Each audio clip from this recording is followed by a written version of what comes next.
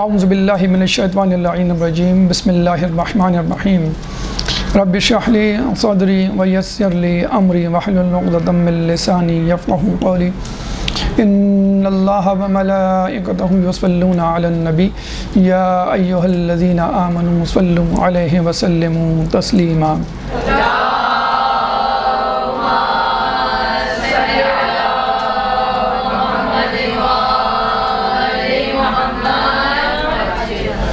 آج کل کے دور میں جہاں ہم دیکھتے ہیں کہ انسان بتدریج بلکہ بہت زیادہ سرعت انگیزی سے ترقی کر رہا ہے، وہاں پر انسان کے مسائل بھی بڑھتے چلے جا رہے ہیں۔ آپ یوں کہہ سکتے ہیں کہ انسان تو ترقی کر رہا ہے لیکن انسانیت بدستور تنزلی کا شکار ہے۔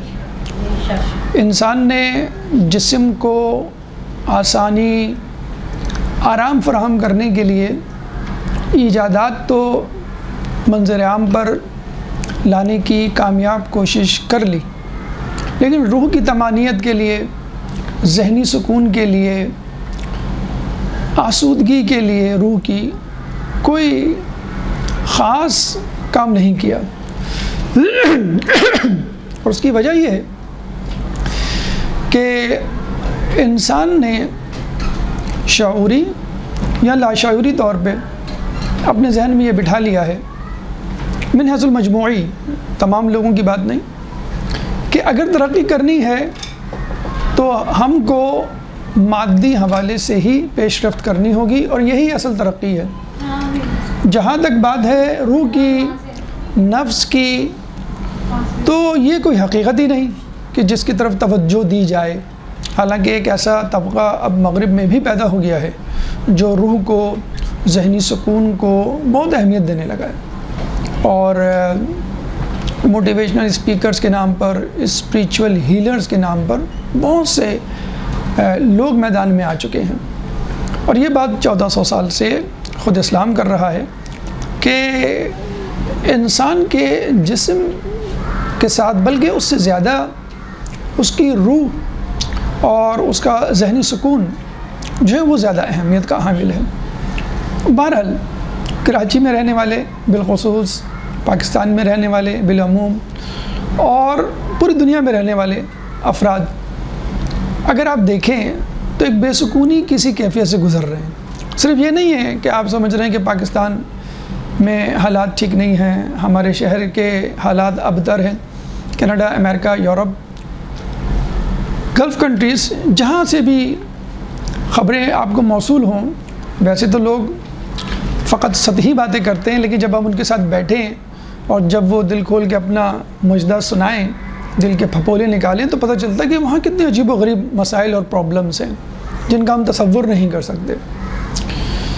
تو آج ایسی موضوع کا، اس حوالے سے اس موضوع کا انتخاب کیا گیا ہے کہ جس سے تقریباً ہر شخص گزر رہا ہے، ہر عمر کا فرد، اور مرد ہو یا عورت ہو، پڑھا لکھا ہو، جاہل ہو، دیہاتی ہو کہ شہری ہو، عالم ہو کہ جاہل ہو، ایک غم کسی کیفیت ہے کہ کسی کام میں دل نہیں لگتا، مدرسے جانے کو جی نہیں چاہتا، نمازیں پڑھنے کو جی نہیں چاہتا، کسی سے بات کرنے کو جی نہیں چاہتا، کھانے پینے کے لیے اگر کوئی اچھی چیز مل بھی جائے تو لوگ کہتے ہیں برکت ہی اٹھ گئی ہے، مزہ ہی نہیں آیا جو ہمارے زمانے میں ہوا کرتا تھا۔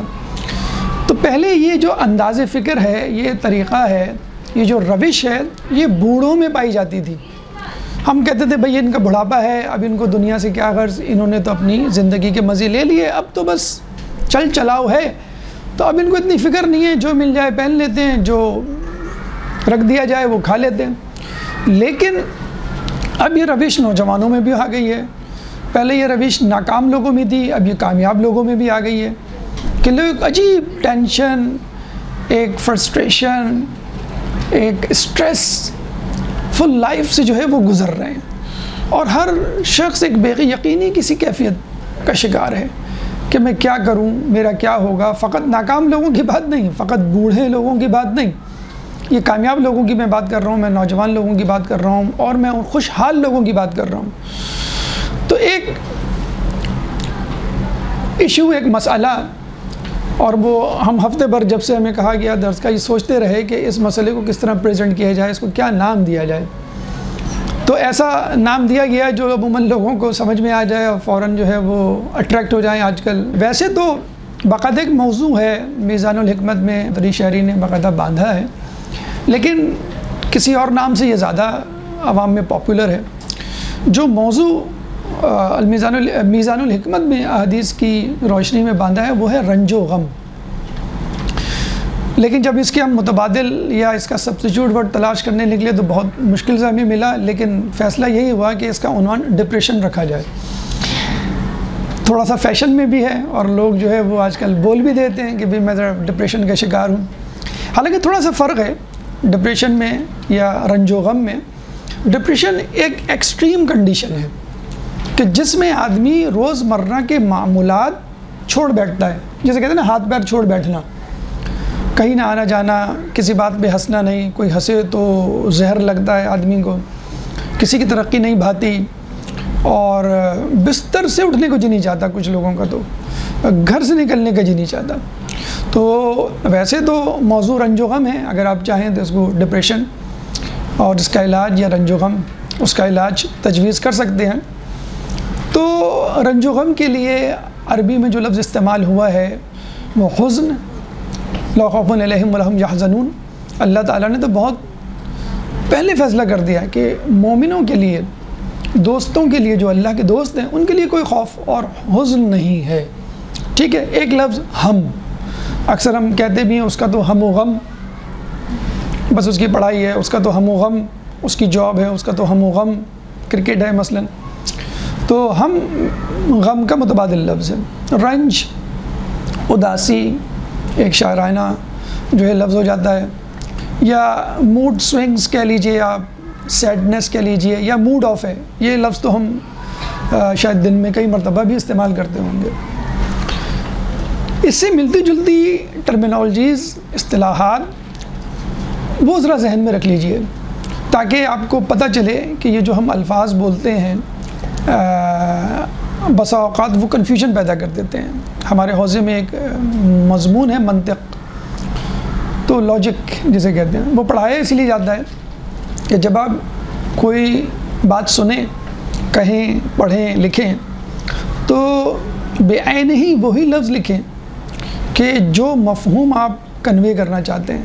یہ نہ ہو کہ آپ پوری کتاب لکھ ڈالیں اور لوگ کہیں کہ ہمیں تو جو کتاب کا ٹائٹل ہے یا مضمون ہے وہی سمجھ میں نہیں آیا. یعنی پوری رات آپ نے داستان سنائی، صبح اٹھ کے پوچھ رہے ہیں لیلا عورت تھی کہ مرد.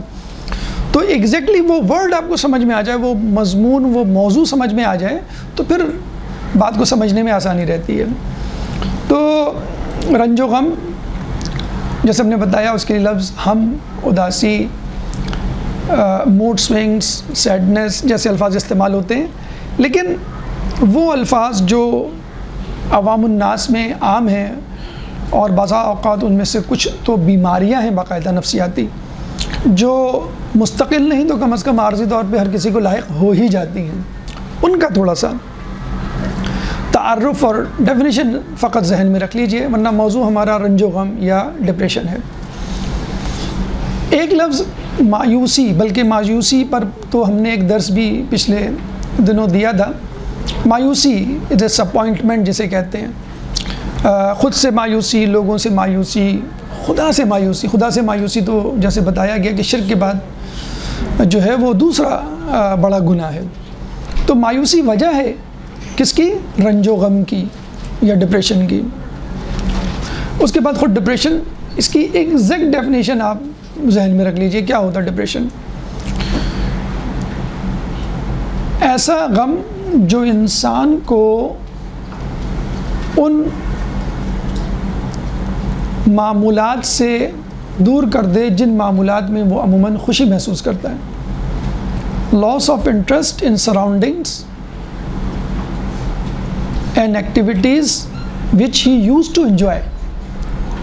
یعنی آدمی ان ایکٹیویٹیز، مطلب ایک بچہ ویڈیو گیم، ایک نوجوان ہے کرکٹ، ایک مرد ہے جو گھومنے پھرنے کو پسند کرتا ہے، خاتون ہے جو شاپنگ کو پسند کرتی ہیں، ایک بوڑھا ہے جو ٹاک شوز کو پسند کرتا ہے، یہ مختلف مشغولیات ہیں جو ہم انجوائے کرتے ہیں اپنے اپنے طور پہ، لیکن ڈپریشن کا مریض ان سے بھی وڈرا کر جائے گا، یعنی اپنی ایکٹیویٹیز، اپنی ہابیز، اپنی مشغولیات، ان سے بھی جو ہے وہ پیچھے ہٹ جائے گا. اس کو ہم کہتے ہیں ڈپریشن. اور ڈپریشن میں یہ ہوتا ہے آدمی ایکسٹریم ڈگری پہ پہنچ جاتا ہے، یعنی اگر طالب علم ہوگا تو اسکول کالج یونیورسٹی جانا چھوڑ دے گا، یا کہے گا مجھے نہیں جانا، یا مجھے نہیں مزہ آتا، یا جائے گا بھی تو وہ کلاسیں نہیں لے کے ادھر ادھر بیٹھا ہوا ہوگا. اسی طرح مرد حضرات جو جاب کر رہے ہیں وہ جاب چھوڑ دیں گے، یا جاب کر بھی رہے ہوں گے تو وہ اس طرح ان کا ایٹیچیوڈ ہوگا کہ بس اب گئے کہ تب گئے. خواتین گھر جو ہے وہ بالکل ایک جنگل کسی کیفیت، آپ جائیں تو پتہ چلے گا کہ کپڑے ادھر پڑے ہیں، برتن ادھر پڑے ہیں، بچوں کا پتہ نہیں ہے کیا کر رہے ہیں، ہوم ورک، ان کی پروگریس، مطلب اس سے بالکل آری، اور جسے کہتے ہیں کہ دس از نن آف مائی بزنس والی کیفیت ہو جاتی ہے. حالانکہ وہ بچے خاتون خانہ کی ذمہ داری ہیں.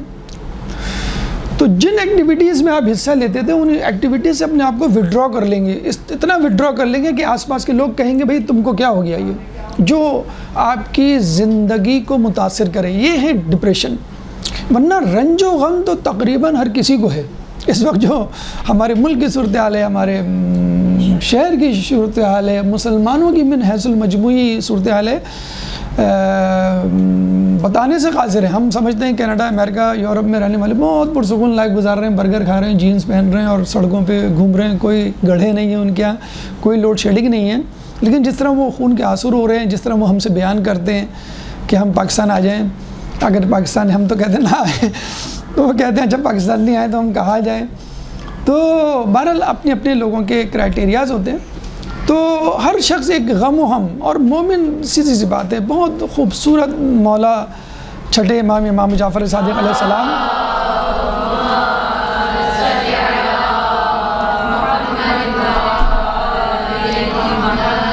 تو فیصلہ سنا دیا کہ دنیا مومن کے لیے قید خانہ ہے، اور بھلا کس قید خانے میں سہولت ہوتی ہے. دنیا مومن کے لیے قید خانہ ہے، اور بھلا کس قید خانے میں سہولت ہوتی ہے. ابھی آپ نے سنا ہوگا سعودی عرب میں 200 سے زیادہ بزنس مین کو 7 اسٹار ہوٹل میں قید کر دیا گیا تھا. ہمیں کہا جاتا ہم کہیں گے ہم زندگی پر رکھ لو وہاں پہ 7 اسٹار، لیکن قید کا مطلب ہے بیوی بچے، اہل خانہ، دوست احباب، اپنی من پسند مشغولیات، ان سب سے دوری.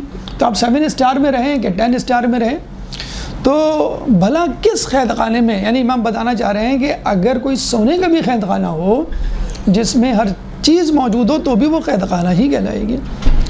تو یہ تو آپ بھول جائیں کہ آپ کو جو ہے وہ آرام مل جائے گا اور سکون مل جائے گا. آپ کے تمام غم، ہر شخص ایک انتظار، ایک دوڑ کی کسی کیفیت میں ہوتا ہے نا، فلاں جگہ پہنچ کر میں بس فلاں وقت کر فلاں مقام پر فلاں عمر میں یہ سکون پالوں گا.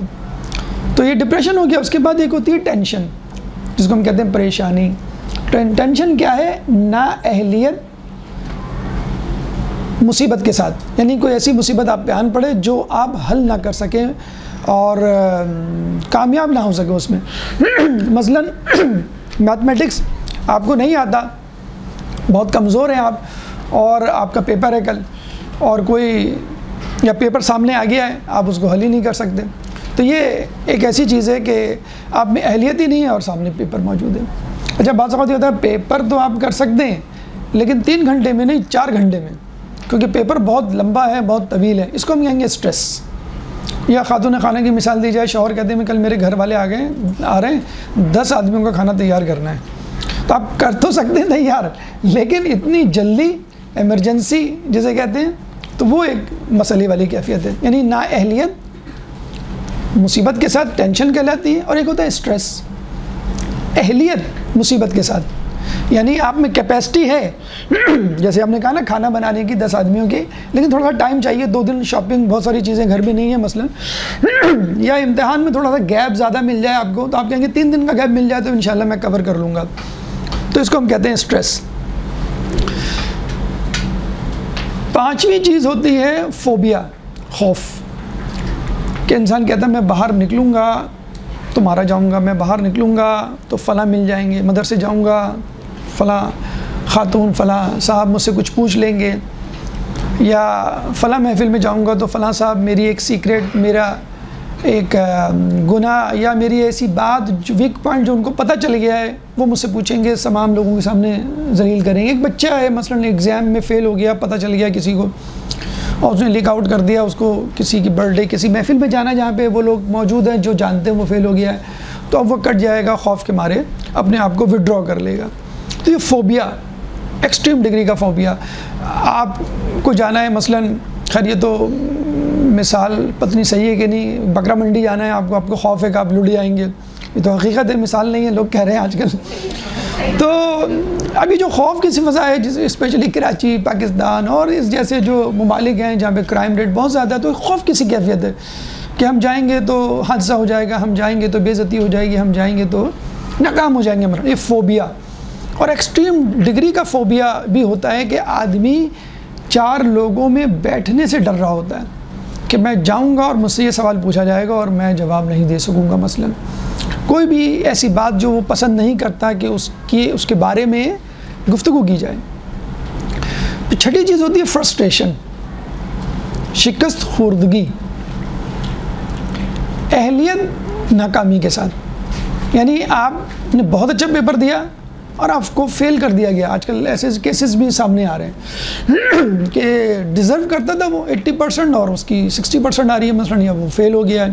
خیر کچھ لوگ اس سے فائدہ بھی اٹھا رہے ہیں کہ نہیں ہم نے تو بہت محنت کی تھی، لیکن کیا کریں کرپشن اتنی زیادہ ہو گئی ہے، ہمیں سمجھ میں نہیں آ رہا اور ہم کیسے فیل ہو گئے۔ تو یہ تمام چیزیں ان کو الگ الگ خانوں میں آپ سمجھیں کہ ڈپریشن کسے کہتے ہیں، رنج و غم کسے کہتے ہیں، مایوسی کسے کہتے ہیں، فرسٹریشن کسے کہتے ہیں، ٹینشن کسے کہتے ہیں، سٹریس کسے کہتے ہیں، اور بھی بہت ساری، اس میں پورا درس گزر جائے گا۔ لیکن بہرحال جو موضوع ہے وہ رنج و غم، جس کی ایکسٹریم ڈگری ڈپریشن۔ تو ہم چاہ رہے ہیں کہ بس رنج و غم ہی رہے، وہ ڈپریشن میں آپ کے تبدیل نہ ہو، تو اس کی وجوہات اور علاج ساتھ ساتھ انشاءاللہ کریں گے تاکہ رنج و غم کا علاج بھی ہو جائے اور ہم جس کام میں مشغول ہیں اس کام میں ہمیں کامیابی ہو جائے، دنیا میں بھی کامیابی ملے اور آخرت میں بھی۔ ایک درود پڑھ دیں محمد والے محمد۔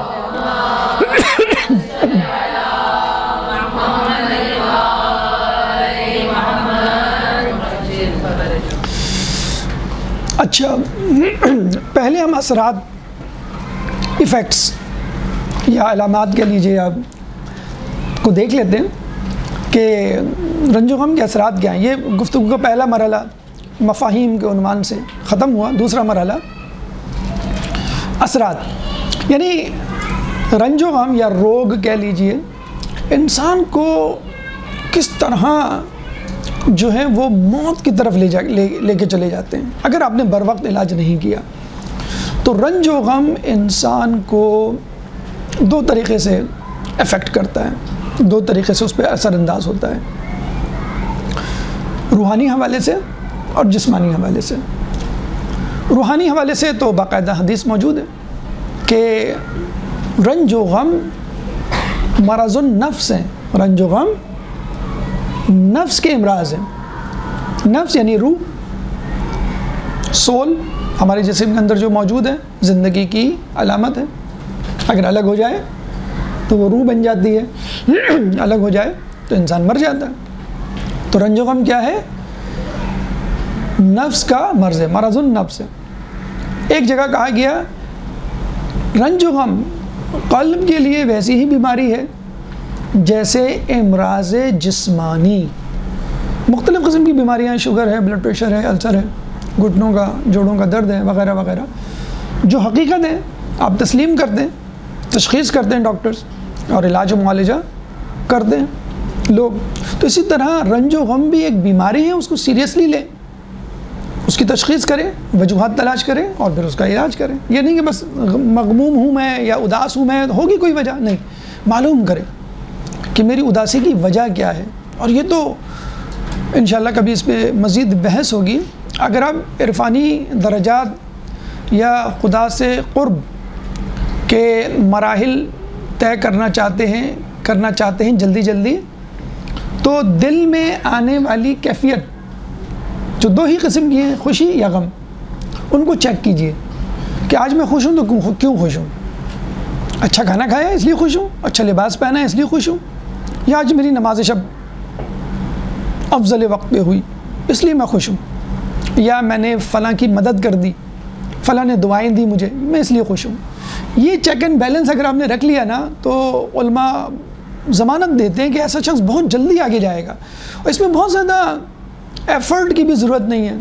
یہ کوئی ذکر نہیں بتایا جا رہا آپ کو کہ آپ اتنے 1000 مرتبہ 100 مرتبہ اتنے مرتبہ یہ ذکر کریں، یا آپ کو کوئی نماز نہیں بتائی جا رہی، آپ کو روزے کا نہیں کہا جا رہا، آپ کو کسی کی مدد کے لیے نہیں، کوئی ایسا کام نہیں جس میں ٹائم لگے۔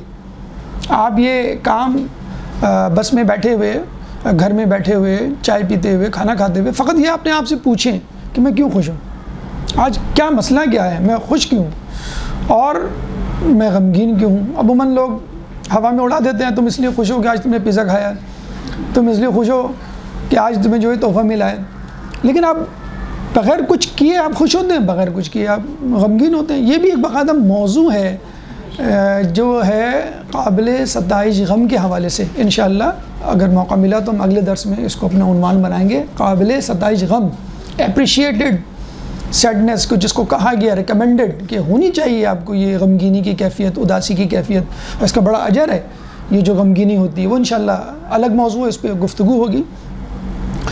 تو امراض نفس ہے، نفس کا مرض ہے رنج و غم، نمبر 1۔ نمبر 2، قلب کے لیے رنج و غم ویسے ہی ہے جیسے جسم کے لیے امراض، جس طرح بیماریاں ہوتی ہیں۔ اس کے بعد ایک اور بات کہ رنج و غم انسان کے اخلاق کو داغدار بنا دیتے ہیں۔ یہ حقیقت ہے، ایک آدمی اداس بیٹھا ہے، آپ جا کے اس سے ہنسی مذاق کریں، آپ جو ہے اس کو کہیں بھی چلو میرے ساتھ، آپ جو ہے اس سے کوئی طنز بھری گفتگو کریں تو فیڈ اپ ہو جائے گا، غصے میں آ جائے گا، اور وہ صحیح منہ جواب نہیں دے گا۔ بلکہ جو رنج و غم میں مبتلا آدمی ہوتا ہے وہ کبھی کسی سے سیدھے منہ بات نہیں کرتا ہے، ہاں ہوں کر کے وہ ٹال دیتا ہے۔ گھر میں بعض اوقات موڈ آف ہو جاتا ہے کسی کا، وہ رنج و غم کی کیفیت ہی کے عنوان کے تحت آئے گا، آدمی نہیں صحیح بات کرتا تو اس کا اخلاق داغدار ہو جاتا ہے۔ اچھا ہم جو ہے وہ سمجھتے ہیں کہ بد اخلاق ہو گیا ہے، یا بیگم جواب نہیں دے رہی کہ تم بہت بد زبان ہو گئی ہو، ریزن نہیں تلاش کرتے۔ بچہ بیک کا آنسر کرتا ہے، اخلاق اس کا وہ ہو جاتا ہے، تو بھی اس کو کوئی غم ہوگا، کوئی مسئلہ ہوگا، آپ سارٹ آؤٹ کریں، آپ روٹ آف ریزن جس کہتے ہیں روٹ کاز، وہ تلاش کریں۔ تو 3 پرابلمز ہوتے ہیں، 3 اثرات ہوتے ہیں رنج و غم کے آپ کی روح پر۔ پہلا اثر کیا ہم نے بتایا کہ یہ مرض النفس ہے، یہ مرض ہے، اس کو سیریسلی لیں، تشخیص اور تجویز پہ فوکس کریں۔ نمبر 2 ہم نے کہا کہ قلب کے لیے رنج و غم ایسا ہی ہے جیسے جسم کے لیے امراض، یعنی ایک باقاعدہ مرض ہے جس کو لوگ تسلیم کریں نہ کریں، میڈیکل سائنس مانے نہ مانے، سائنسدان تصدیق کریں نہ کریں، یہ بہرحال ہے۔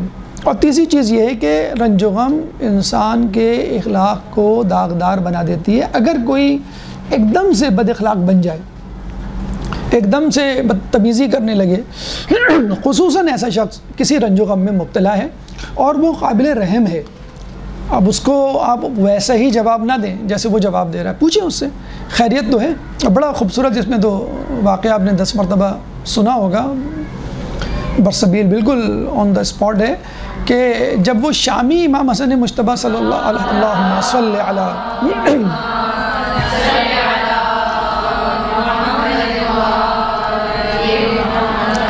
آگے آپ سے گفتگو کرتا ہے، بدتمیزی کرتا ہے، بدگوئی کرتا ہے، برا بھلا کہتا ہے، کیا کچھ نہیں کہتا ہے، تو امام کہہ سکتے تھے کہ بھائی برائی کی ہے اس نے، میں نے بھی برائی کی ہے، ٹٹ فار ٹٹ جیسے ہم کہتے ہیں۔ یہ پھپھو نے یہ کہا، ہم نے تو 10 سنا دی ان کو، انہوں نے 5 سنائی تھی، پھپھو پتہ نہیں کہاں سے آ جاتی ہیں۔ تو کہنے کا مطلب ہے وہ چچی بھی ہو سکتی ہیں، خالہ بھی ہو سکتی ہیں۔ کہنے کا مطلب یہ ہے کہ گھر والوں میں، رشتہ داروں میں کوئی ہوتا ہے ایسا مسئلہ، آدمی ڈسٹرب ہوتا ہے، آپ نے کہا اس نے غلط، تو امام نے کتنی خوبصورتی سے اس کو ٹیکل کیا اس مسئلے کو۔ کیا تم اجنبی ہو مدینے میں؟ کیا تمہارے پاس سواری نہیں ہے؟ یعنی اب یہ کازز بتا رہے ہیں کہ تمہارا اخلاق جو داغدار ہے، اس کے پیچھے کچھ ہے سائیکالوجی، اس کے پیچھے کچھ ہے جواب، مسئلہ ہے، جب بھی تم میرے ساتھ اس طرح بیہیو کر رہے ہو، حالانکہ میری تمہاری پہلی ملاقات ہے اور تم مجھے جانتے بھی ہو، تو یہ کس طرح تم باتیں کر رہے ہو؟ تمہارے پاس سواری نہیں، تم بھوکے ہو گیا، تمہیں بھوک لگی ہے کیا؟ بچے اکثر نوجوان اسپیشلی جب باہر سے آتے ہیں تو کتنا ادھم شور مچاتے ہیں، تو ماں سمجھ جاتی ہے یہ بھوکا ہے، کیا کھاؤ گے؟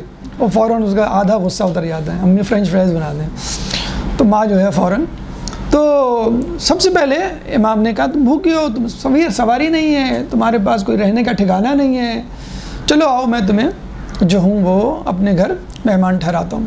اور جب وہ نکل جاتا ہے تو کیا کہتا ہے، کتنا عظیم جملہ ہمارے لیے، ایک پینا سے جسے کہتے ہیں اکثیر لوگوں کو گرویدہ بنانے کا، کہ یا امام جب میں آیا تھا آپ سے بدترین شخص کوئی نہیں تھا، اب جب جا رہا ہوں تو آپ سے بہترین شخص اس روئے زمین کو بولنا ہے۔ اللہم صلی علی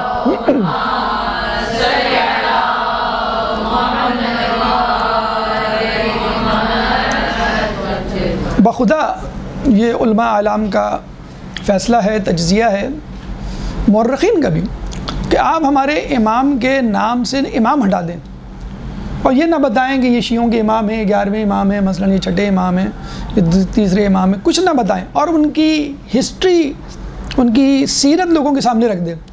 جو نہ جانتا ہو تو واقعی کہے گا کہ یہ کیسا انسان ہے، یہ کیسے لوگ ہیں، یہ یہاں کے اس سیارے کے تو لوگ نہیں لگتے، زمین کے تو لوگ نہیں ہیں۔ تو کہنے کا مقصد ہے اس کو کیا معلوم نہیں تھا یہ امام حسن مجتبی ہیں جو دوسرے امام ہیں، اس کو معلوم نہیں تھا کہ ان کا کیا مقام و مرتبہ ہے، لیکن اخلاق جاننے کے بعد، ٹیسٹ کرنے کے بعد اس کو جسے کہتے ہیں نا کہ یقین آ گیا کہ ہاں واقعی امامت کے قائل تو یہ لوگ ہیں۔ بہرحال تو اخلاق کو داغدار بنا دیتی۔ اب آ جائیں جسمانی طور پر کیا اثرات ہوتے ہیں۔ یہ تو 3 اثرات ہو گئے روح پر، کس کے؟ رنج و غم کے۔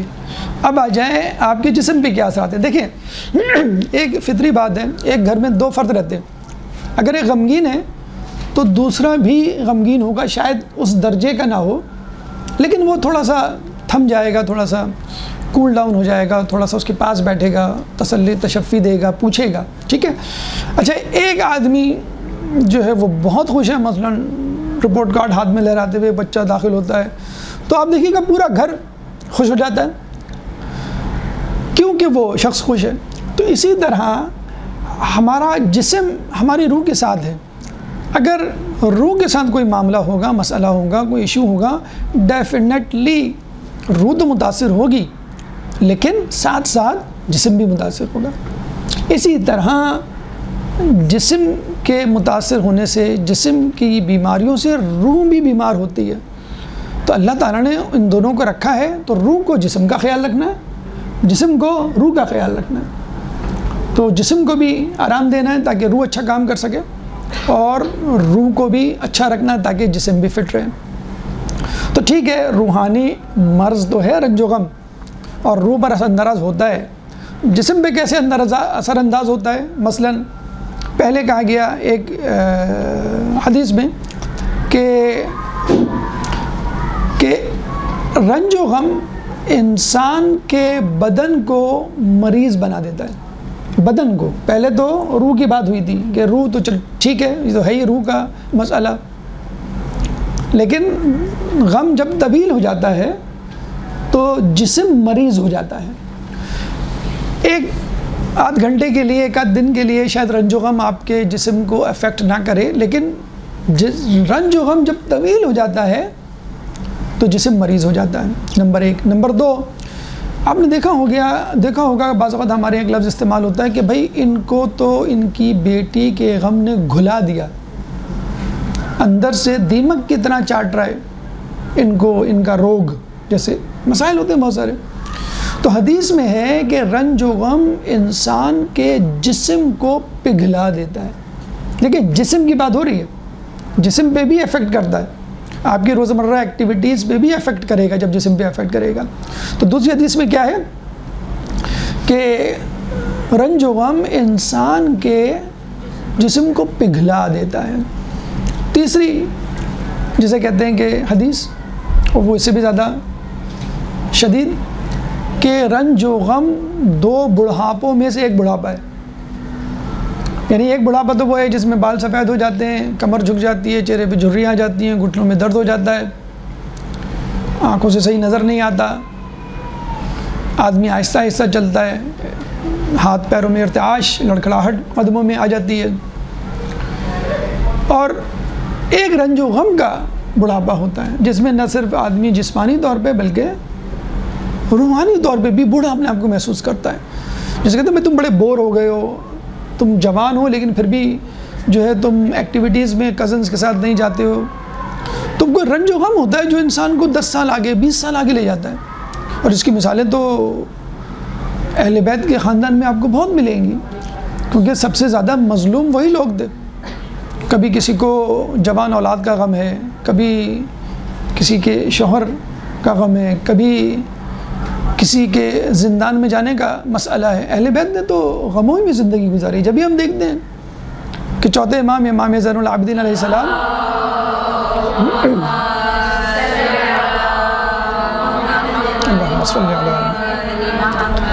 کہ جب واپس پلٹتے ہیں تو جابر بن عبداللہ انصاری جو ہے وہ راستے میں کہتے ہیں کہ بھئی وہ نوجوان کا ہے 24 سالہ. تو پتہ چلا کہ وہ نوجوان یہی ہیں جو ان کا عطیہ نامی غلام بتاتا ہے کہ نوجوان تو کوئی نہیں، یہاں پہ ایک بوڑھا آدمی ہے جس کے بال سفید ہو گئے ہیں. تو یہ میڈیکل سائنس بھی کہتی ہے کہ اگر انسان ایکسٹریم اسٹریس سے گزرے تو اس کے ٹیشو ڈیمیج ہونے لگتے ہیں، جسم میں ہارمونل چینجز آنی شروع ہو جاتی ہیں جس سے ٹیشو ڈیمیج ہوتا ہے. اور ڈیمیج ٹیشو کا یہ حال ہے کہ جیسے ہم دیکھتے ہیں کہ گاڑی اگر 1 مرتبہ 2 مرتبہ 3 مرتبہ اس کی ریپیئر مینٹیننس ہو یا اس کا ایکسیڈنٹ ہو تو ایک وقت آتا ہم کہتے ہیں کہ یہ بہت پرانی گاڑی ہے. تو ہم کہتے ہیں بھئی یہ پرانی نہیں ہے، گاڑی کا مالک کہتا ہے اصل میں ایکسیڈنٹ اتنے ہوئے ہیں کہ لگتا ہے کہ یہ پرانی ہے. بہت سارے لوگ ہیں، آپ نے دیکھا ہوگا ایک آپریشن کے بعد 10 سال آگے چلے جاتے ہیں. کیا وہ بھئی ان کا تو بائی پاس ہوا ہے، اچھا بھئی بائی پاس ہوا ہے اس لیے یہ ذرا بوڑھے نظر آ رہے ہیں. تو بعض وقت آپریشن اور بیماری نہیں بھی ہوتی ہے، کوئی روگ، کوئی خوف، کوئی رنج و غم ان کے ساتھ ایسا ہو جاتا ہے. اب یہ آزمائش کے طور پہ بھی انسان کے اوپر آ سکتا ہے. اہل بیت کے ماننے والے، حق پر چلنے والوں، مومنین خالص جو ہوتے ہیں ان کے ساتھ، اور دنیا پرستوں کے ساتھ بھی ہو سکتا ہے. 2 بڑھاپوں میں سے ایک بڑھاپا ہے. اور اس کے بعد ایک اور اثر، نقصان کہ جس کے بارے میں مولا علی ابن ابی طالب علیہ السلام ایک درود پڑھتے محمد علیہ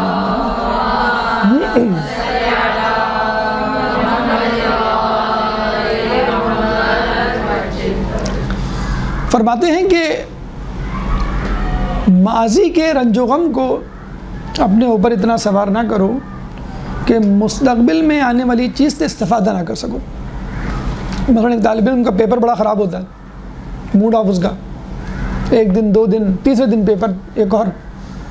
تو آپ نے تو پوری جو ٹائمنگ تھی، کوئی ڈیوریشن تھا، مدت تھی، افسوس میں گزار دیا میرا پیپر خراب ہوا. اب آپ کے پاس ٹائم ہی نہیں بچا، آپ نے اتنا افسوس کیا کہ اگلا پیپر بھی آپ نہ دے سکے.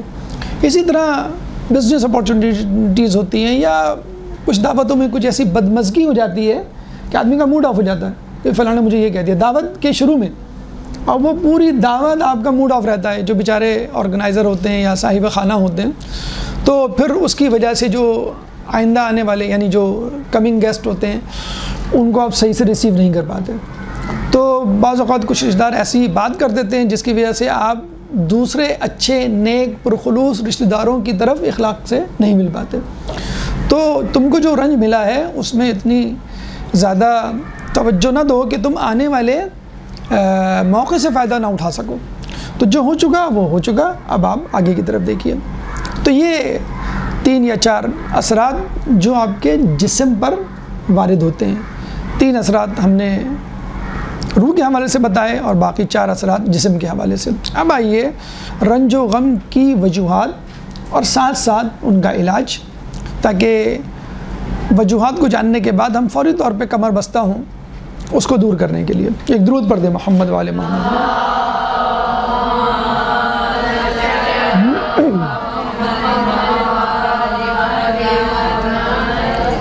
دیکھیے اس کی 2 قسم کی وجوہات ہیں رنج و غم کی.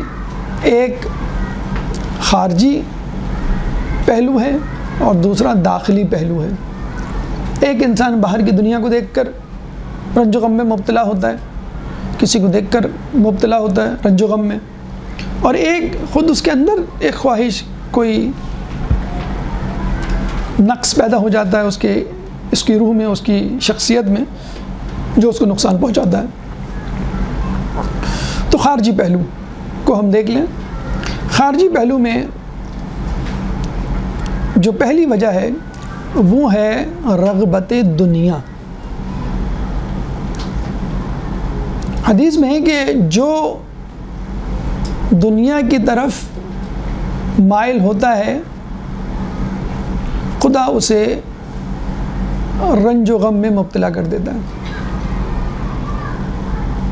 اب دیکھیں یہ بھی ایک قابل بحث گفتگو ہے، ڈیبیٹیبل ٹاپک ہے کہ کتنا مائل ہونا جائز ہے یا فائدہ مند ہے، اور کتنا نقصان دہ ہے اور ناجائز ہے۔ یہ آپ اپنے آپ سے پوچھیں، کیونکہ ہر کسی کی لمٹ الگ ہے۔ کوئی شخص مائل ہوتا ہوا نظر آتا ہے اور آپ کہتے ہیں بھئی دیکھیں یہ حرام کھا رہے ہیں، بھئی دیکھیں یہ گناہوں میں مبتلا ہوں گے، بھئی دیکھیں یہ ضرور کسی نقصان سے دو چار، حادثے سے دو چار ہوں گے، حالانکہ نہیں ہوتا ان کے ساتھ، بڑے مزے سے وہ زندگی گزارتے ہیں۔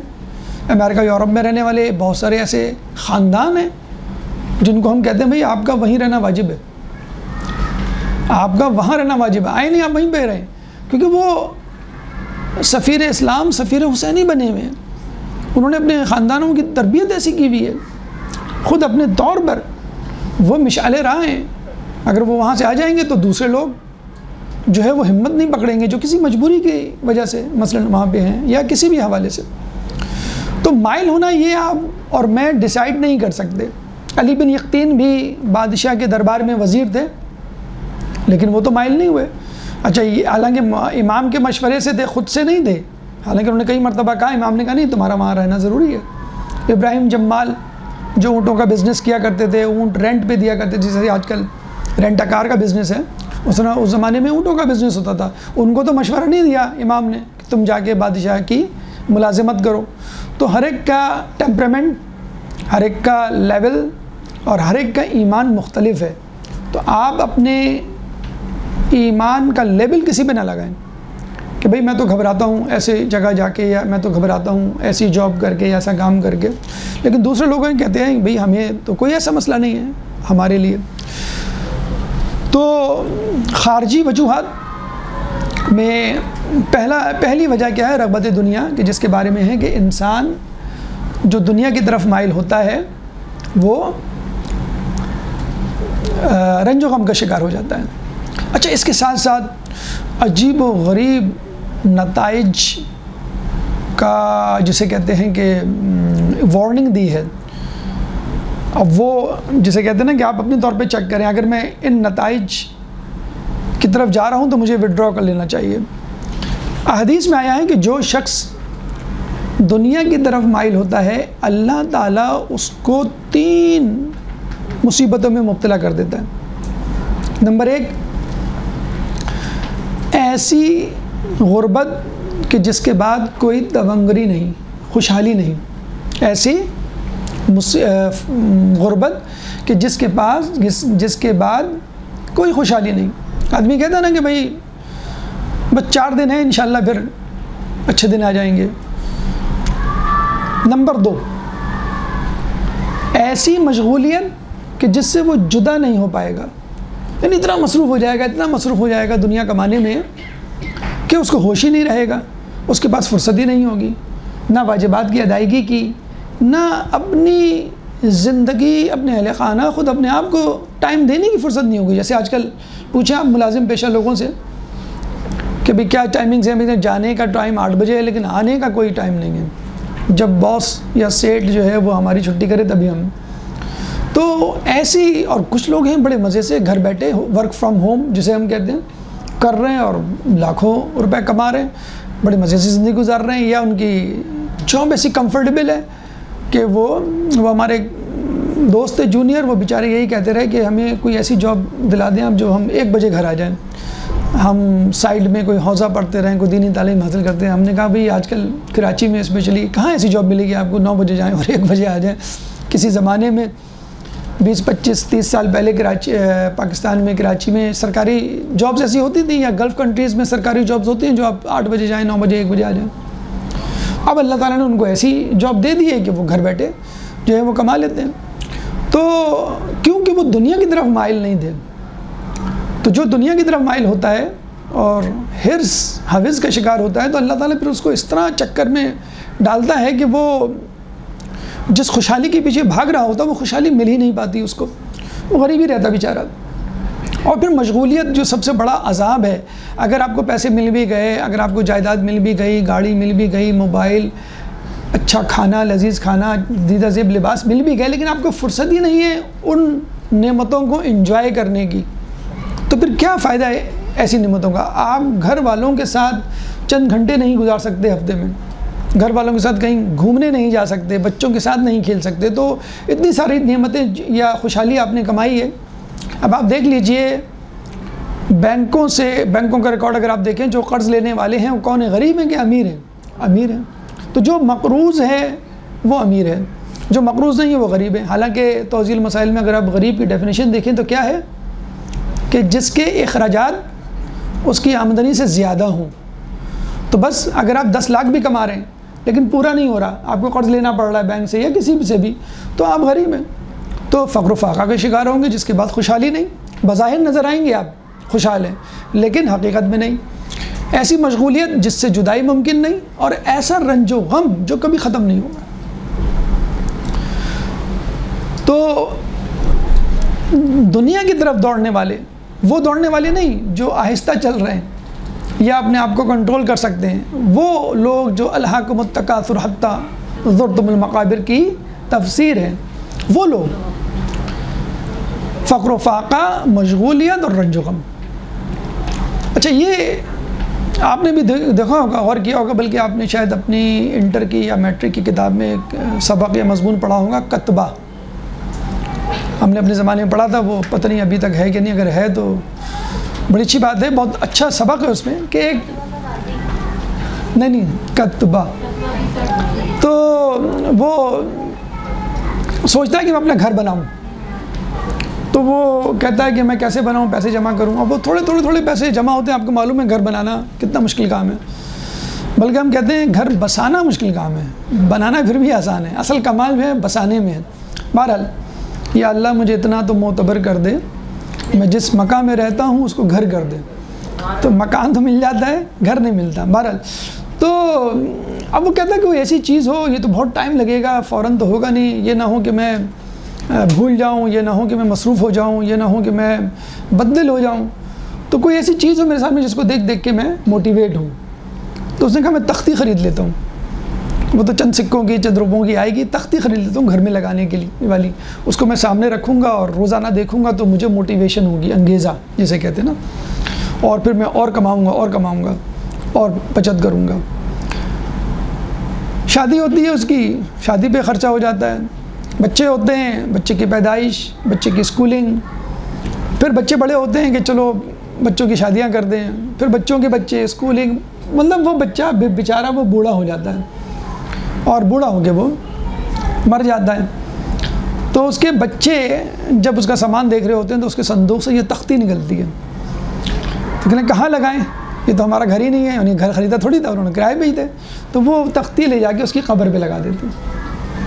تو وہ کہاں خواہش جسے کہتے ہیں وہ کام آتی ہے، وہاں چلی جاتی ہے. آپ گھر کی خواہش رکھیں، یہ میں نہیں کہہ رہا کہ آپ فوراً گھر کی خواہش نکال دیں، لیکن اس گھر کی خواہش میں اپنے آپ کو اتنا مشغول نہ کریں کہ آپ کے واجبات ترک ہو جائیں. اس گھر کی آبیاری میں اتنا اپنے آپ کو مصروف نہ کریں کہ حرام میں مبتلا ہو جائیں. بھئی مجھے کمانا ہے، مجھے قسط ادا کرنی ہے، اب بائی ہوک اور بائی کروک. اب تو بہت نارمل روٹین ہو گیا ہے کہ باپ سربراہ خاندان ملک سے باہر ہے اور فیملی یہاں پر ہے، اور خواتین بھی خوش ہیں کہ میرے لیے KFC میکڈونلڈ سے کھانا آ جاتا ہے، بچوں کو بھی کھلاتی ہوں، میں بھی کھاتی ہوں، اور کوئی وہی نہیں ہے. افسوس، فیملی اسپلٹ اپ ہو چکی ہے. آدھے سے زیادہ پاکستان میں جو فیملیز ہیں وہ اسپلٹ ہیں، یعنی سربراہ یا باپ جو ہے کہیں اور ہے اور پوری فیملی ہے، کیونکہ وہ گھر کو پورا نہیں ہو رہا. ڈالرز کی کمائی، ریال کی کمائی، درم و دینار کی کمائی، وہ ظاہری بات ہے وہ الگ ہے، اور کرنسی ایکسچینج جو ہے وہ بہت بڑا المیہ ہے. بہرحال حدیث رسول ہے کہ خوش نصیب ہے وہ شخص کہ جس کا روزگار اس کے ملک میں ہو. بہت بڑی خوش نصیبی ہے اگر آج کسی کا کاروبار اس کے ملک میں ہو جائے. میں تو کہتا ہوں سب سے پہلے کوشش آپ یہی کریں, کم از کم فیملی تو آپ کے ساتھ ہو, کم از کم فیملی. چاہے اگر آپ باہر بھی جائیں تو فیملی کے ساتھ جائیں تاکہ ایک سینس آف کمپلیٹنس, ایک تکمیل کا احساس ہو کہ ہاں مکمل ہوں میں, میرے اہل خانہ میرے ساتھ ہیں. خیر بہرحال تو یہ 3 مسائل اس کے ساتھ ہوں گے. اور کتبہ جیسے میں نے مثال دی, انسان آپ دیکھیں نا کہ انتظار کے چکر میں اتنا زیادہ وہ مشغول اور مصروف رہتا ہے کہ اس کو کچھ بھی کہا جائے, بیٹا پڑھ لو, تھوڑا سا دینداری کی طرف آ جاؤ, مسائل سیکھ لو, مدرسے چلے جاؤ, ہفتے میں 1 دن کم از کم دے دیا کرو. تو عموماً لڑکے کیا جواب دیتے ہیں؟ تمام لوگوں کا آج کل تو لڑکیوں کا بھی یہی جواب ہوتا ہے, بس میٹرک ہو جائے پھر انشاءاللہ, امتحان ہے, ابھی امتحان ہو گیا, انٹر آ گیا, بیٹا اب تھوڑا سا دین کی طرف توجہ دو, یہ سب تو ہوتا رہے گا, اچھا ہے تمہارا گریڈ آیا گیا, بہت اچھی خوشی کی بات ہے, اب تم آخرت میں بھی یہ گریڈ لو. اب میں انٹر کا مسئلہ ہے بہت, بالکل یہ ٹرننگ پوائنٹ ہوتا ہے, میڈیکل, انجینئر, کامرس, جو کرنا ہے وہ بس اسی میں کرنا ہے آپ کو. آپ نے وہ کر لیا, ہاں بیٹا اب تو سیٹ نہیں, امی ابھی سیٹ نہیں ہوا, ابھی تو یونیورسٹی ہے اور جی پی اے مجھے میرے 3.8 لانا ہے, 4.2 لانا ہے, یونیورسٹی یہ وہ, ابھی جب سیٹ ہو جاؤں گا تو انشاءاللہ آپ فکر نہ کریں. ایک خاتون نے روتے ہوئے ہمیں فون پہ بتایا ہے کہ میرا بیٹا یہاں تھا, ڈاکٹر تھا, خان میڈیکل کالج میں تھا, امریکہ چلا گیا. وہ کہتا ہے خدا کیا ہوتا ہے. یعنی اتنی دیندار خاتون, اور افسوس اس بات کا ہوتا ہے کہ جو لوگ دیندار ہیں ان کے بچے جب جسے کہتے ہیں ہاتھ سے نکل جائیں. بہرحال تو سیٹ ہو جاؤں, تھوڑا سا اب سیٹ ہو گئے تو بھائی اس کے لیے نا لڑکی لے آؤ کوئی با حجاب دیندار مدرسے والی, یہ سارا مسئلہ حل ہو جائے گا. یہ بالکل دیکھنا, یہ گھر بھی جلدی آئے گا اور بیوی منہ بنائے گی نماز نہ پڑھنے پہ, تو یہ بیوی کو خوش کرنے کے لیے نماز ہی پڑھے گا, یہ سب ٹھیک ہو جائے گا, تم فکر نہیں کرو.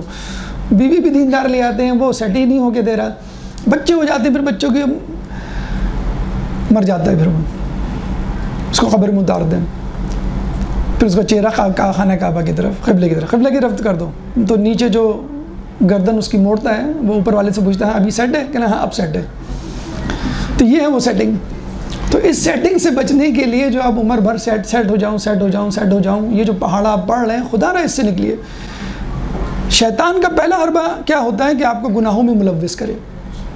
اگر آپ گناہوں میں ملوث نہیں ہوتے, جو روٹ آپ کی اگر مضبوط ہوں گھر والوں کی طرف سے, تو پھر انسان کا دوسرا حربہ یہ ہوتا ہے اس کو اتنا مشغول کر دو, اتنا مصروف کر دو کہ ماں باپ کو فون کر کے نماز کے لیے بتانا پڑے, بیٹا آپ کی نماز, بیٹا نماز شب, بیٹا آپ نے نماز نہیں پڑھی. ہوتا ہے نا اکثر, بڑے بڑے ڈھونگ نوجوان 20-20 سال کے ہو جاتے ہیں اور ان کو یاد دلانا پڑتا ہے بیٹا آپ نے نماز نہیں پڑھی. تو شیطان کا دوسرا حربہ, دوسرا اسٹیپ کیا ہے کہ اتنا مصروف کر دو کہ وہ اپنے واجبات کی ادائیگی میں بھلکڑ بن جائے.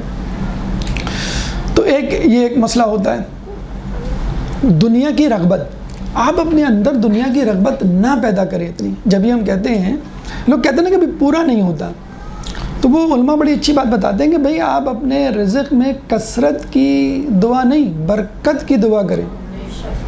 یعنی ہم نے کہا نا کہ 10 لاکھ بھی تنخواہ ہو تو وہ کہتے ہیں بھئی پورا نہیں ہوتا, اور گورنمنٹ نے جو فکس کی ہے وہ تنخواہ ہم بتا دیتے ہیں شاید 30,000 کی ہے, وہ بھی ہو جائے تو لوگ کہتے ہیں بھئی ہمارا گزارا ہو گیا. اب یہ میں نہیں کہہ رہا کہ 10 لاکھ بڑی ہے اور 30,000 کم ہے, یہ بھی اپنے اپنے کرائٹیریا ہیں. جس میں گزارا ہو جائے بس وہ اچھی بات ہے. بس دعا یہ کریں کہ حلال رزق ہو اور اللہ دنیا اتنا مصروف نہ کر دے کہ آپ واجبات کی ادائیگی اور حرام میں مبتلا نہ ہوں. دوسری چیز جو خارجی پہلو ہے دنیاوی غم کے حوالے سے, جو شخص لوگوں کے ہاتھوں میں موجود چیزوں کی تمنا کرتا ہے, اللہ اس کے غم کو طویل کر دیتا ہے اور اس کا افسوس دائمی ہو جاتا ہے. یعنی غم تو ابھی ہم نے کہا کہ جو رغبت دنیا رکھتا ہے وہ رنج و غم میں مبتلا ہو جاتا ہے. اور جو لوگوں کی چیزوں پر آئی فون ہاتھ میں آپ نے فوراً دیکھ لیا بھائی خیریت، بار بار جو ہے وہ آپ ڈریس پہنا ہے کسی نے، بار بار اس ڈریس کی طرف، کسی کے گھر میں گئے ماشاءاللہ گھر، اور گھر ہی کی تعریف. تو جو لوگ کسی کے ہاتھ میں موجود چیز کی طرف رغبت رکھتے ہیں، اللہ ان کو نہ صرف رنج و غم بلکہ دائمی افسوس، رنج غم طویل ہو جاتا ہے اور افسوس دائمی ہو جاتا ہے. یعنی افسوس بھی ساتھ ہوگا. کیوں افسوس ساتھ ہوگا؟ جب بھی وہ شخص نظر آئے گا. میں نے اتنا اچھا فون خریدا تھا کمیٹی ڈال کے، اور ان کے پاس تو مجھ سے اچھا فون موجود ہے، اب مجھے یہ فون لینا ہے. اچھا ڈریس دیکھ لیا، گاڑی دیکھ لی، یا کسی منصب پہ پہنچ گیا کوئی شخص، آپ کو افسوس ہو رہا ہے کہ یہ جیسے آفیسز وغیرہ میں ہوتا ہے، کسی کو مینیجر بنا دیا اکاؤنٹنٹ سے، کسی اور کو بننا تھا، اور ایک آفس میں 2 دوست گئے، ایک دوست گیا، ایک ہفتے بعد اس نے اپنے پڑوسی دوست کو بھی جو پڑوس میں رہتا تھا، وہ اپنے دونوں بالکل جسے کہتے ہیں نا کہ بچپن کے ساجی، اس کو بھی لگا لیا. جس کو ایک ہفتے بعد لگایا تو اس کو گاڑی دے دی کمپنی نے، اور وہ جس نے لگایا تو وہ بیچارہ اپنے گھر والوں سے کیا کہتے ہیں وہ ڈانٹے ہی سن رہا ہے کہ تم نے تو اس کو لگایا تھا، اس کے پاس گاڑی آ گئی اور تم جو ہے ایسے بیٹھے ہوئے ہو. یہ بھی ایک مسئلے مسائل ہوتے ہیں جو ایک معاشرہ ہمیں مجبور کرتا ہے کہ دوسروں کی طرف دیکھیں. بچوں کو تانے دیے جاتے ہیں کہ دیکھو تمہارا کزن کتنا آگے نکل گیا، اس کے پاس تو یہ بھی نہیں ہے، دیکھو وہ یہاں پر ہے. تو وہ بچے کمپلیکس میں، جب ہی ہم کہتے ہیں آج کل کا جو نیا ٹرینڈ ہے وہ یہ ہے کمپٹیشن میں نہ حصہ لیں. آپ اپنا مائنڈ سیٹ، آپ اپنا گول یا اپنا گول پوسٹ خود طے کریں. جیسے مجھے اتنی پرسنٹیج لینی ہے، یا مجھے اتنا کمانا ہے، یا مجھے یہ اسکل سیکھنی ہے. ٹھیک ہے، 6 مہینے، سال بھر، 2 سال، اس کے بعد آپ کہیں ٹھیک ہے اب میں نے یہ چیز سیکھ لی ہے، اب مجھے یہ چیز سیکھنی ہے، یا میں نے یہ ڈگری لے لی بیچلر، اب مجھے ماسٹرز کرنا ہے. یہ نہیں کہ فلاں نے کر لیا. وہ ایک جیسا آپ نے دیکھا ہوگا بچوں کو بہت پڑھائی لکھائی، آپ نے بھی اس کو اپنے بچے کو اس کے پیچھے لگا دیا. دیکھو یہ پڑھتا جا رہا ہے، مطلب وہ اتنا پڑھ گیا، اس کو جاب واب کی کوئی فکر نہیں، اور وہ جب جاب کر رہا ہے تو اس کو ایسی جاب ملی کہ کوئی اس کا گزارا نہیں. تو وہ آگے یہ کہہ رہا ہے یار پڑھائی لکھائی میں کیا ہے، آدمی چھوٹا موٹا ہنر سیکھ لے اور کہاں پہنچ جائے. تو جو بیٹا لڑکا اس کو فالو کر رہا ہے، آپ نے اس کو لگا دیا اب اس کے ٹریک پہ چلو. کہتے امی یہ چیز تو مجھے پہلے آتی تھی، آپ نے چھڑوا کے اس پہ لگائی، اب دیکھیں اب یہ واپس کاروبار کی طرف آ رہا ہے، میں تو پہلے کاروبار چھوڑ کے اس کی طرف گیا تھا. تو اس میں کوئی ایسا مذائقہ نہیں ہے. ایک بچہ کاروبار کی طرف جا رہا ہے، ایک تو ہم نے ایک کمپلیکس بٹھا دیا، اے گریڈ لانا ضروری ہے، پوزیشن لانا ضروری ہے، ڈاکٹر بننا ضروری ہے، انجینئر بننا ضروری ہے، اور باقی کام دوسروں کے لیے چھوڑ دو.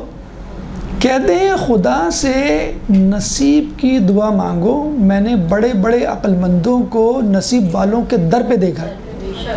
سیٹ آپ نے پڑھا لکھا نہیں دیکھا ہوگا. جو امپلائی ہوتے ہیں وہ زیادہ محنت کر رہے ہوتے ہیں. سیٹ اپنے ڈیسیجن سے یا اپنی پریویس انویسٹمنٹ سے کام لے رہا ہوتا ہے. بلکہ انویسٹمنٹ بھی کیا، آج کل تو ڈیسیجن جسے کہتے ہیں کہ ہر چیز ڈیسیجن پر ہوتی ہے. آدمی ڈیسیجن اچھا لے لے تو 5 سال آگے، ڈیسیجن غلط لے لے تو 5 سال پیچھے ہو جاتا ہے. بہرحال تو جب آپ کسی کو دیکھ کر آگے چلیں گے اور بلائنڈلی، ٹھیک ہے کسی سے ٹپس لے لی وہ ایک الگ بات ہے، مشورہ لے لیا وہ ایک الگ بات ہے، لیکن بلائنڈلی فالو کر لیا تو آپ گئے. تو پہلی بات تو یہ ہے کہ کسی کے ہاتھوں میں کوئی چیز دیکھ کر آپ بس دیوانہ وار اس کے پیچھے چلے جائیں تو پھر اللہ تعالیٰ، ہاں اس میں کیا ہوگا، پہلے والے میں تو یہ تھا کہ رغبت دنیا جو رکھے گا وہ فقر و فاقہ کا تلاش ہوگا شکار، نمبر 1.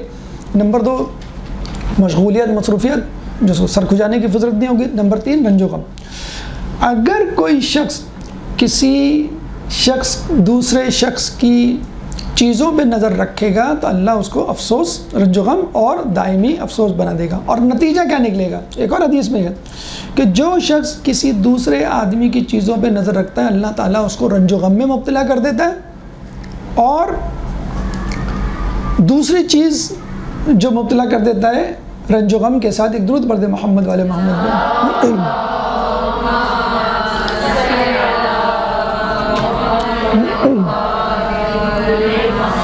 کہ آپ کے درود سے چیز یاد آ گئی، اس کا غصہ کبھی ٹھنڈا نہیں ہوگا.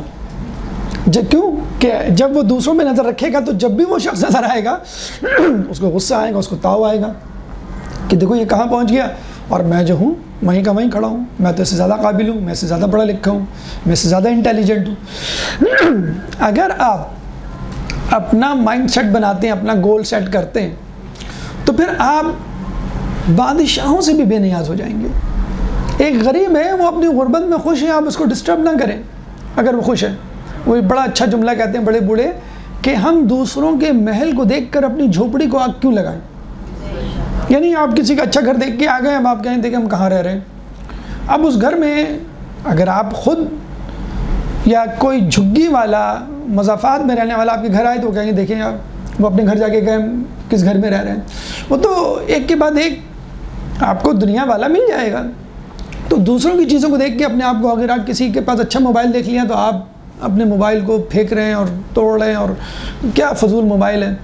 تو بیچارہ جو آپ سے کمتر موبائل لے کے بیٹھا ہوا ہے، کیا وہ اپنے موبائل کو توڑ دے؟ تو کہنے کا مقصد یہ کہ دوسروں کی چیزوں کو دیکھ کے آپ اپنی چیز کو نہ خراب کریں۔ تو جو دوسروں سے بے نیاز ہوتا ہے، یقین کیجئے وہ بادشاہوں سے بے نیاز ہو جاتا ہے، بلکہ بادشاہ اس کے نیاز مند ہوتے ہیں۔ سکندر اعظم تھا، اتنی بڑی دنیا کا مالک تھا، اس کا ایک دوست تھا دیوجانس کلبی یا دیوژن اس کو کہتے تھے، وہ اس کو لفٹ نہیں کراتا تھا، فقر و فقر کا شکار تھا۔ اس نے کہا بھائی جاؤ اس کو بلاؤ، وہ کیوں نہیں آ رہا، آج میں نے پارٹی دی ہے، اور اس کو کہو کہ تمہیں سکندر اعظم بلا رہا ہے۔ تو جب لوگ اس کے پاس گئے، اس کی کٹیا میں، جھوپڑی میں، تو اس نے کہا سکندر اعظم بولو خود آئے۔ اب یہ لوگ گئے گھبرا گئے، وہ تو کہہ رہا ہے کہ آپ آئیں، کہہ لیں میں نہیں آ سکتا، تم اس کو بولو وہ آئے۔ اب یہ گئے دوبارہ جو جانس کلبی کے پاس، وہ بلا رہا ہے، کہہ لیں میں نے تمہیں کہا تھا نا اس کو بولو وہ آئے، کہہ لیں اس نے کہا ہے کہ میں نہیں آ سکتا۔ تو اس نے کہا دیوجانس کلبی نے خود سکندر سے کہو جو چیز تمہیں میرے پاس آنے سے روک رہی ہے وہی چیز مجھے تمہارے پاس جانے سے روک رہی ہے، خودداری، میں کیوں جاؤں اس کے پاس؟ تو ٹھیک ہے تم ہوگے اپنی بادشاہت، اپنی رعایا کے مالک ہوگے، لیکن میرے پاس بھی جو کچھ ہے وہ بس میں اس کا بادشاہ ہوں۔ اس کی ہماری مثال آپ دیکھ لیجئے، ابو ذر غفاری رضی اللہ تعالیٰ عنہ کے پاس ایک غلام آیا حاکم شام کا، اس نے کہا کہ حاکم شام نے آپ کو یہ اشرفیوں کی تھیلی دی ہے۔ فور نتھنگ، بس بادشاہ جب کسی کا، جسے کہتے ہیں کہ یوں سمجھ لیے کسی کو اپنی طرف کرنا چاہتے ہیں اسی طرح نوازتے ہیں۔ تو ابو ذر غفاری سمجھ گئے، تو اس نے کہا کہ میرے پاس تو اس سے بڑا خزانہ ہے۔ اب وہ پریشان غلام حاکم شام کا کہ اس کے پاس چیتھڑے لٹکے ہوئے ہیں اور جھوپڑی میں رہ رہا ہے، گھر میں کوئی ساز و سامان نہیں ہے، میں اشرفیوں کی تھیلی لایا ہوں، اس کی جو پورے ساز و سامان سے کئی گنا زیادہ ہے، اور یہ کہہ رہا ہے میرے پاس اس سے بڑا خزانہ ہے۔ تو غلام نے کہا کون سا خزانہ ہے تمہارے پاس؟ وہ اندر گئے، واپس آئے، ایک چھوٹی سی تھیلی، اس میں 2 سوکھی روٹیاں، کہ یہی میرا خزانہ ہے۔ اب وہ پریشان، کنونسڈ، کیا بات تو صحیح ہے، اگر حاکم شام کے لیے یہ خزانہ ہے اشرفیاں، تو اس کے لیے جسے کہتے ہیں نا 2 وقت کی روٹی مل جائے، کچھ لوگ کہتے ہیں میں اللہ میں نے 2 وقت کی حلال روٹی دے دی، بس یہ ہمارے لیے کافی ہے۔ تو اس نے پھر کہا، تھوڑا سا بات کو بدلا، اس نے کہا کہ مسئلہ یہ ہے کہ حاکم شام نے مجھ سے وعدہ کیا ہے کہ اگر تم یہ اشرفیوں کی تھیلی ابو ذر غفاری کو دینے میں کامیاب ہو گئے تو میں تمہیں آزاد کر دوں گا۔ اب اس زمانے میں کسی غلام کا آزاد ہونا اتنی بڑی خوشی ہوتی تھی کہ جیسے اس کو نئی زندگی ملی ہو۔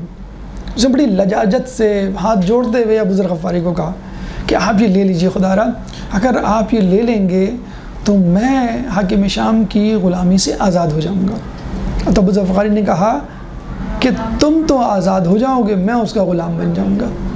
یہ حقیقت ہے کہ نہیں؟ مولا کا قول ہے کہ لوگوں پر احسان کر کے ان کو اپنا غلام بناؤ۔ آپ کسی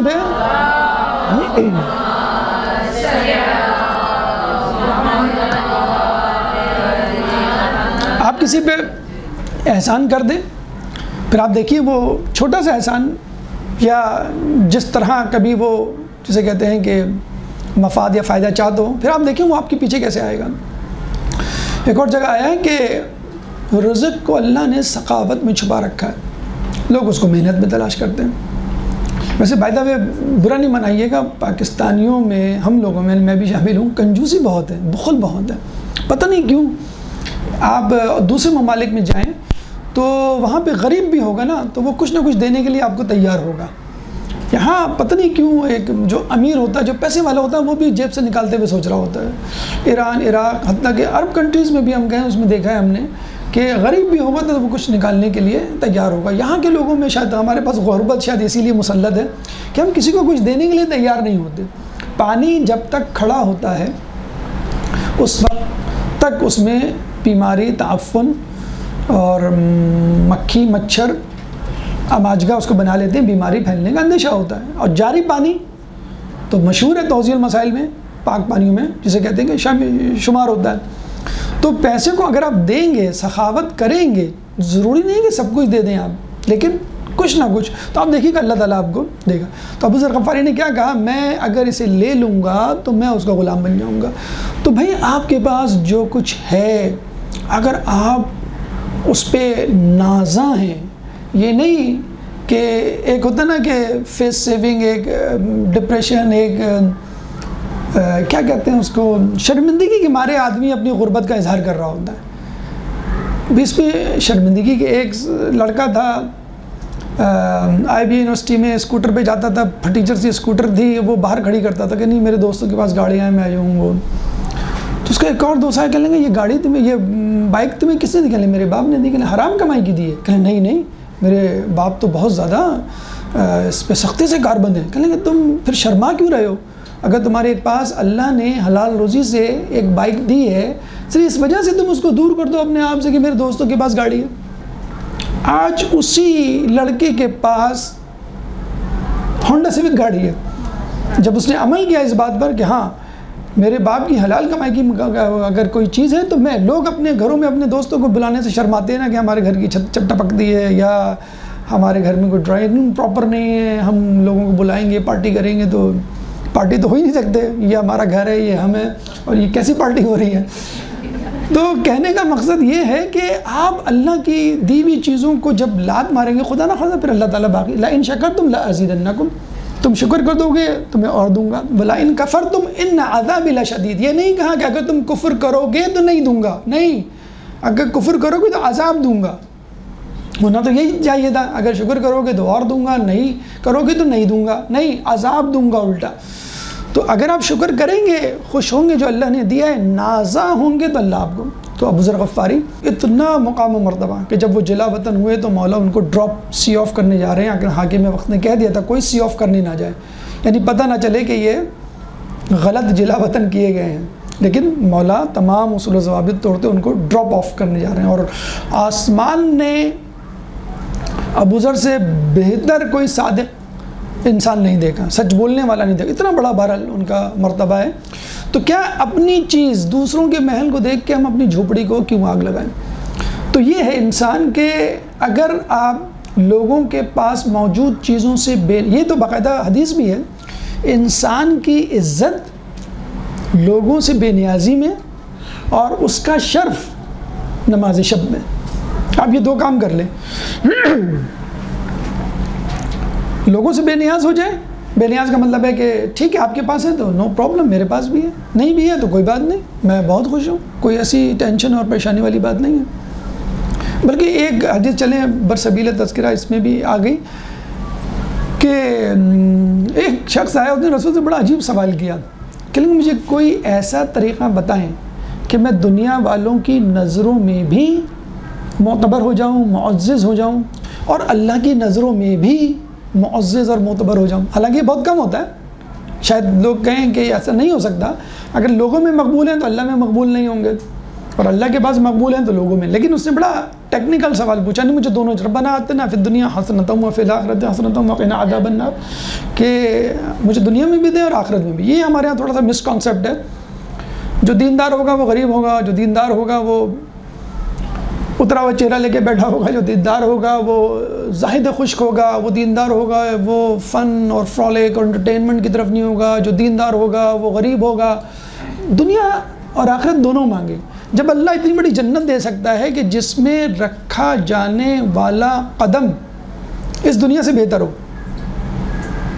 جس میں رکھا وہ جگہ جہاں پہ آپ قدم رکھیں, چینج کی جگہ, وہ اس دنیا سے بہتر ہوگی جنت میں، تو وہ خدا آپ کو یہ دنیا نہیں دے سکتا، اس پہ کیا قباحت ہے؟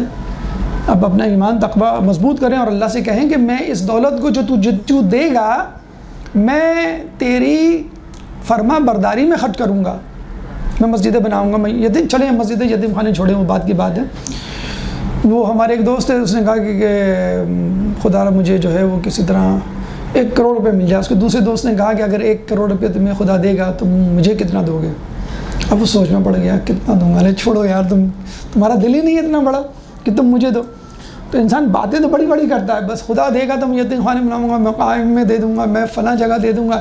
ارے بھائی آپ پہلے اپنے اوپر خرچ کریں، کوئی ایسا مذائقہ نہیں ہے، اللہ تعالیٰ نہیں منع کرتا آپ کو، اس کے بعد آپ دوسروں کو دے دیں، تو اس میں اللہ تعالیٰ سے مانگنے میں کوئی حرج نہیں، اللہ جنت تو دے گا، اس کا جو 0.1% یہاں بھی دے دے تھوڑا سا، تو کوئی ایسا مذائقہ نہیں، آپ مانگ سکتے ہیں، خصوصاً وہ دنیا جو آپ کے ایمان کو سلامت رکھنے میں معاون و مددگار ہو۔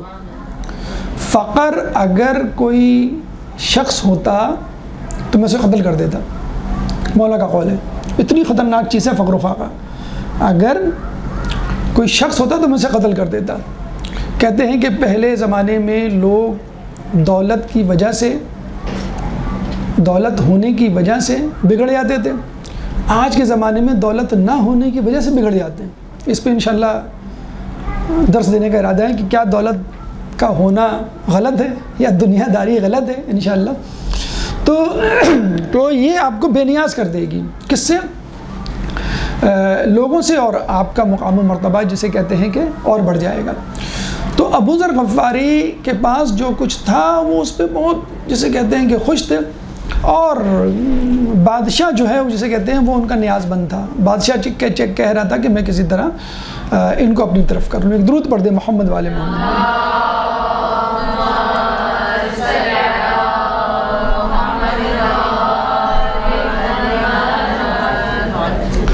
اب آئیے وجوہات اور علاج کی طرف۔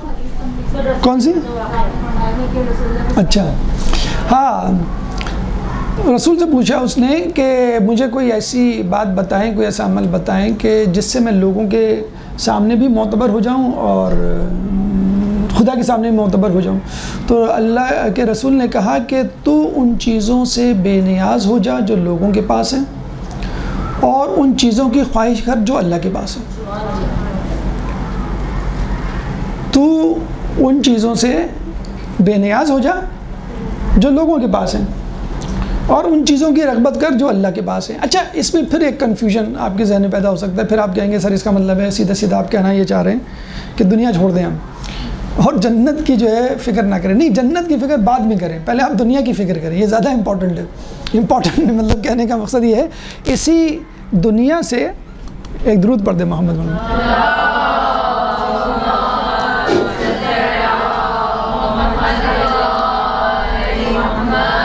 اسی کہنے کا مقصد یہ ہے کہ دنیا اس لیے امپورٹنٹ ہے، اسی دنیا ہی سے تو جنت کمانی ہے آپ کو، کہ نہیں کمانی ہے آپ کو، آپ کو وائنڈ اپ کر کے رکھ دینا ہے، کچھ نہیں کرنا ہے اور مجھے جنت نہیں، اسی دنیا سے کسب معاش کرتے ہوئے، رشتہ داری نبھاتے ہوئے، اپنا کام کاج کرتے ہوئے اور دنیا میں رہتے ہوئے، ورنہ تو کوئی ایسا کمال نہیں تھا۔ قارون جو تھا، قارون کو شاید آپ ایک برا آدمی جانتے ہیں، لیکن اگر اس کا ماضی سنیں تو آپ کو حیرانگی ہوگی کہ وہ بہت بڑا عابد تھا، اور وہ مؤذن تھا، اور وہ قرأت کیا کرتا تھا۔ جب موسیٰ علیہ السلام کہتے تھے کہ بھئی پہلے تیرے سے نہیں، ہمارے ہاں حدیث قصہ ہوتی ہے، قرأت ہوتی ہے، نوحے مرثیے پڑھے جاتے ہیں، سورۃ السلام ہوتا ہے، اور پھر ممبر پہ آ کے مجلس پڑھی جاتی ہے۔ تو یہ سارا کام کس کے ذمہ تھا؟ قارون کے ذمہ تھا، جو سارے کام کیا کرتا تھا، اور پہاڑوں پہ چلا گیا تھا وہ عبادت کرنے کے لیے، اس کو وحشت ہوتی تھی لوگوں سے۔ جب وہ اترا تو اس نے دیکھا کہ لوگ تو کاروبار کر رہے ہیں، لوگ تو کما رہے ہیں، تو اس نے کہا کہ میں ہر مہینے اترتا ہوں اپنا راشن لینے کے لیے، میں اس دفعہ زیادہ کما لوں اور پورے سال کا راشن لے کے چلا جاؤں۔ وہ سال بھر رہا، سال بھر ماشاءاللہ وہ کروڑ پتی بن گیا، وہ تو ارب پتی بن گیا۔ اس نے کہا مجھے ضرورت ہی کیا ہے پہاڑوں پہ جانے کی بات کرنے کی، بس مجھے مل گیا جو ملنا۔ تو دیکھیں، آدمی کا امتحان اس وقت ہوتا ہے جب وہ دنیا میں مبتلا ہوتا ہے، دنیا میں ملوث ہوتا ہے، تب اس کا امتحان ہوتا ہے کہ وہ خدا کے قریب ہے کہ نہیں۔ اگر آپ کے پاس کچھ ہے ہی نہیں، وہ ایک صاحب نے انہوں نے کہا کہ بھئی میں نے تو دنیا کو لات مار دی ہے، تو کسی دوسرے نے کہا کھڑے تو ہو، کہا نہیں کھڑا نہیں ہو سکتا. کہنے لگا کیسے تم نے لات مار دی؟ لات تو وہ مارے گا جو کھڑا ہو سکے. تو کہنے کا مقصد یہ ہے کہ ہم یہ کہتے تھے بڑے مزے سے ہم نے سب کچھ خدا کی راہ میں دیا، تمہارے پاس ہے ہی کیا جو تم دو گے؟ کسی کے پاس اگر ہو اور وہ خدا کی راہ میں دے تب ہم کہیں گے کہ ہاں بھائی اس نے خدا کی راہ میں درود پڑھ دے محمد والے.